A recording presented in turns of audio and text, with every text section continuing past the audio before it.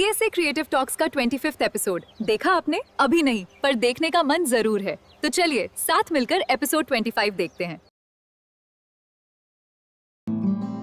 বদল বলতে দেখুন অনেক রকম বদল, মানসিকতাভাবে বদল হয়েছে।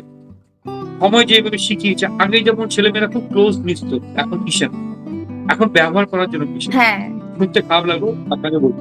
যতক্ষণ আমি কাজ দিব, একদম। যতক্ষণ আমি সোশ্যাল মিডিয়া বা আমার সমাজে আমি তাদেরকে কাজ দেবো, ততক্ষণ আমাদের গুরুত্ব আছে। যতক্ষণ আমি অ্যাক্টিভ আছি, ততক্ষণ আমার গ্রোথ আছে। যতদিন আমি অ্যাক্টিভ থাকবো না, আমার গ্রোথ হবে না। এখনকার আগেকার দিনের ছেলে মেয়েদের ভালোবাসার টান ছিল আলাদা।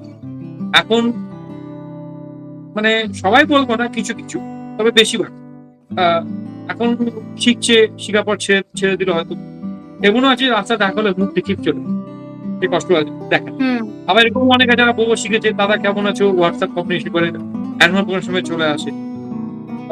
আগে কথাবার্তা খুব ইজি হতো, এখন শক্ত হয়েছে। এখন স্ট্রেট ফরওয়ার্ড হুম। কথাবার্তা বলি, না হলে হয় না। কেন একদম। সহজ কথা এখনকার ছেলেমেয়েরা শুনতে চায় না। আর আহ, আগেকার দিনে একটা পোশাকের ব্যাপার ছিল, রুচিগত পোশাক মার্জিত ব্যাপার ছিল, এখন ওপেন হয়ে গেছে। হুম, সেটা আমাদের মানতে হচ্ছে। কাছে এখন ক্লাস 3-4 এর যে মেয়েরা বা 5 এর মেয়েরা এখন ম্যাচুরিটিটা তাদের অনেক বেশি।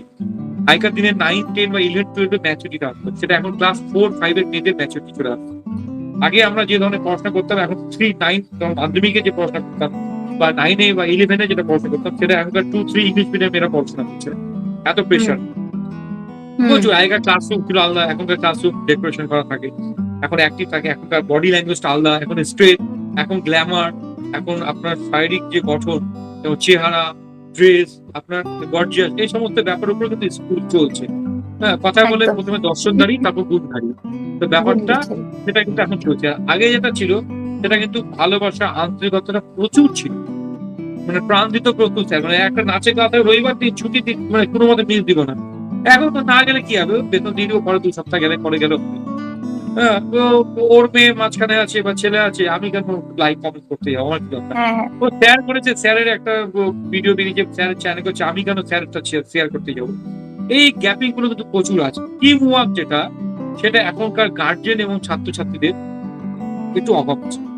হ্যাঁ, মানে ধরুন হ্যাঁ, আহ, তার ছেলে মেয়ে যদি কিছু প্লেসমেন্ট হয় বা কিছু হয়, তাহলে তার লাইক কমেন্ট শেয়ার যাবে। অন্য ছেলে মেয়ে যদি হয়, সেই করবে না।